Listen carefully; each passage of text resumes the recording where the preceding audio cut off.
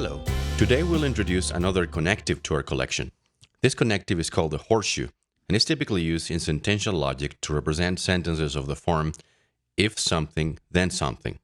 These are called conditional sentences. Thus, this SL expression is a conditional sentence because its main connective is the horseshoe. And so is this one and this one.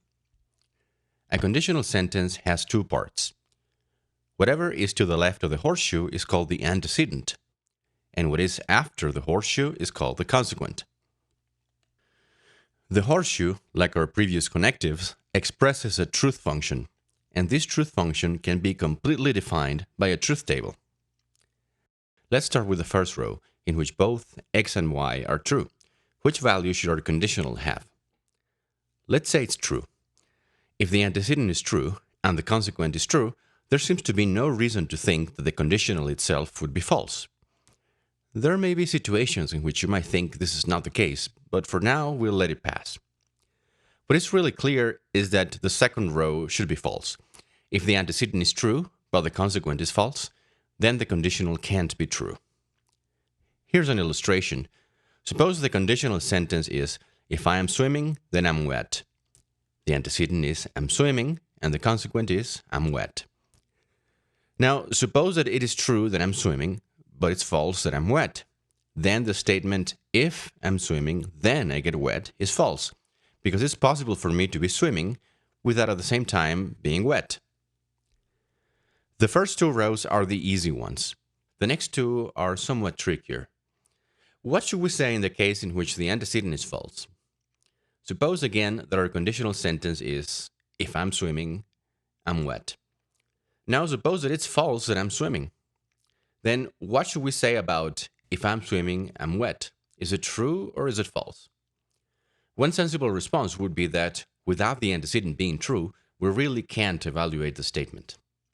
Indeed, in many common situations, when the antecedent is false, we simply lose interest in the conditional as a whole. However, one of the main things about sentential logic is that every sentence must be either true or false. We can't leave any of the cells empty or assign a third value. The convention in SL, then, is that whenever the antecedent is false, the whole conditional is going to be true. I know this sounds odd. However, there are reasons for this choice. Conditional sentences in English and other natural languages are very complex. So when we settle on a truth function for a logical connective, what we may do is focus on one aspect of the use of if-then sentences in English. This is an aspect that is very important for purposes of doing logic, though perhaps in emphasizing it, we're doing it at the expense of other aspects of meaning that are not crucial at the moment. The core aspect of meaning that we want to capture is perhaps the clearest one. So, there is one case in which a conditional is false, namely when its antecedent is true and the conditional is false. And this is the aspect that we really want to capture. We want to fix on this. In all the other cases, we have no reason for saying that it is false. This focus on the conditions in which conditional sentences are false is well illustrated in this passage from a widely used textbook, in which the author wants us to consider under which conditions we would think that someone uttering a conditional sentence has lied. The passage goes like this. Imagine that your instructor made the following statement. If you get an A on the final exam, then you will get an A for the course. Under what conditions would you say that your instruction had lied to you?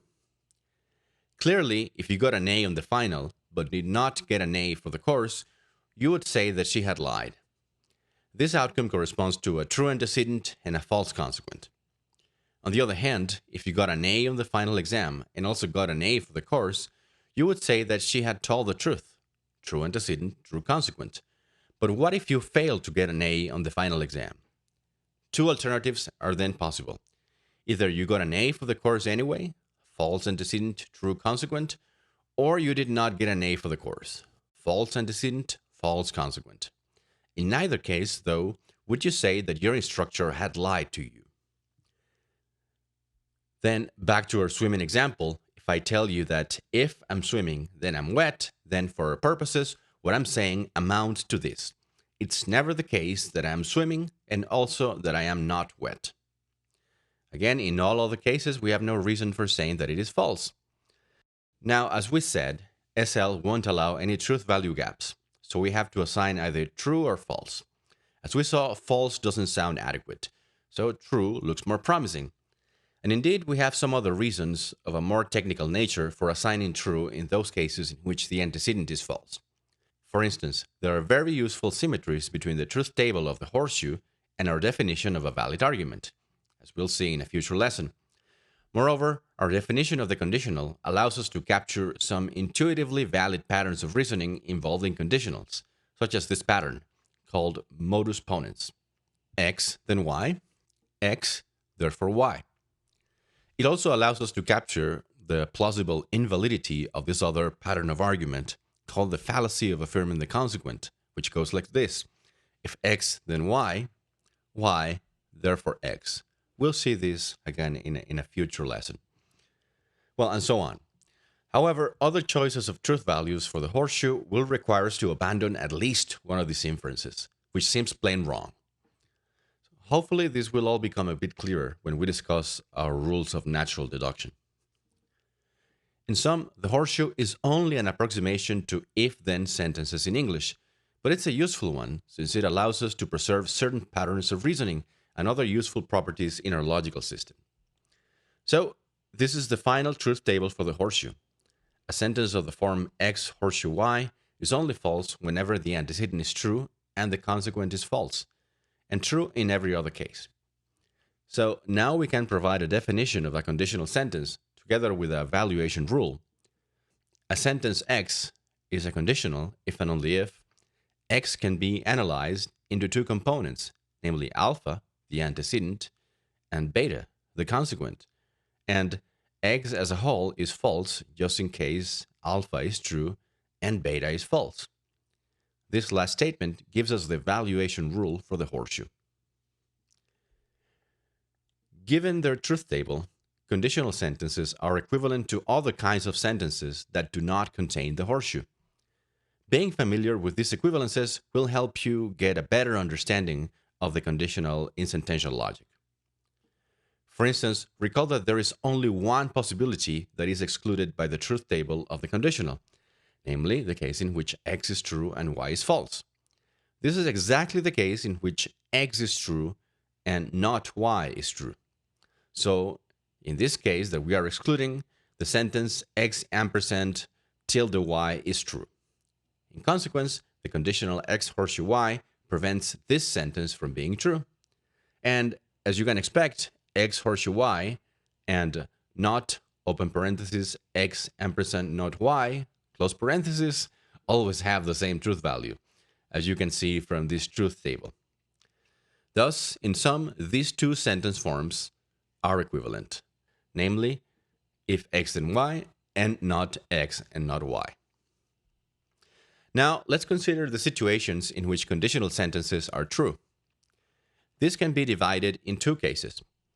The first one includes those rows in which the antecedent is false.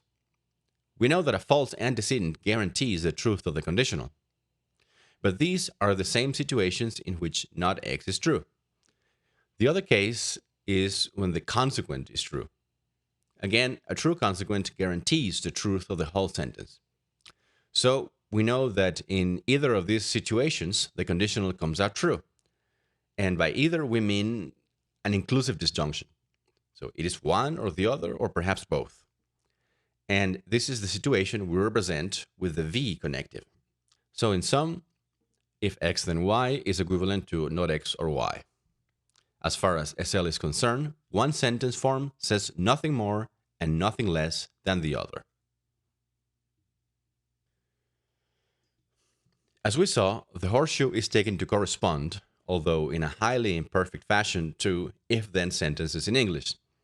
However, it can also be used to symbolize other English collocations, such as Y if X, Y whenever X, Y provided that X is a sufficient condition for Y, and others.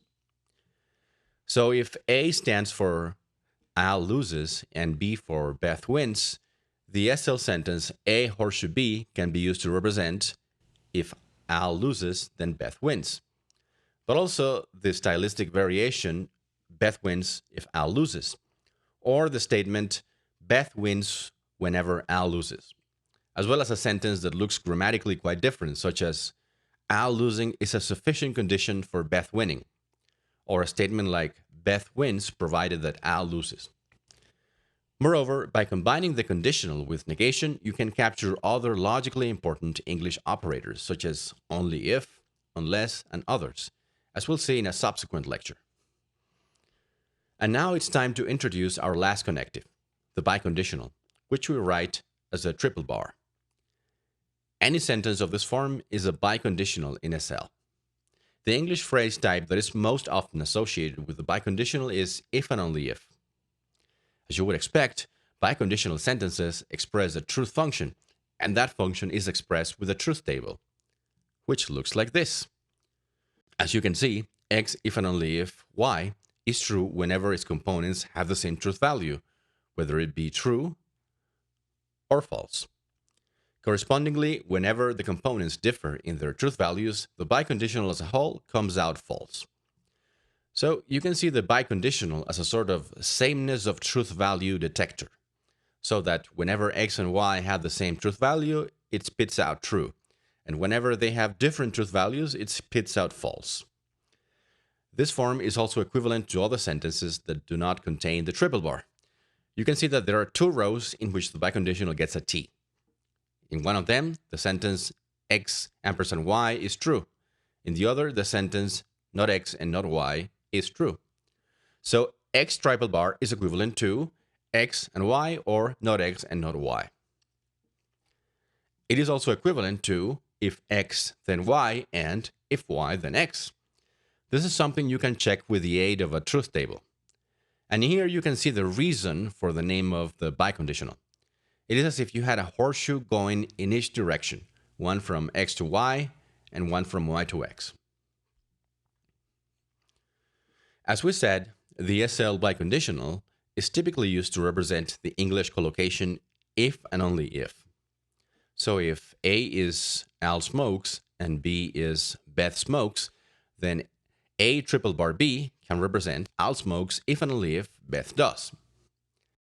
In logic and math, the phrase if and only if is often abbreviated as IFF, and you may already have seen this in these videos. This abbreviation is quite common in definitions. So, for instance, the statement, a set is empty if and only if it has no members, can be symbolized as E triple bar tilde M.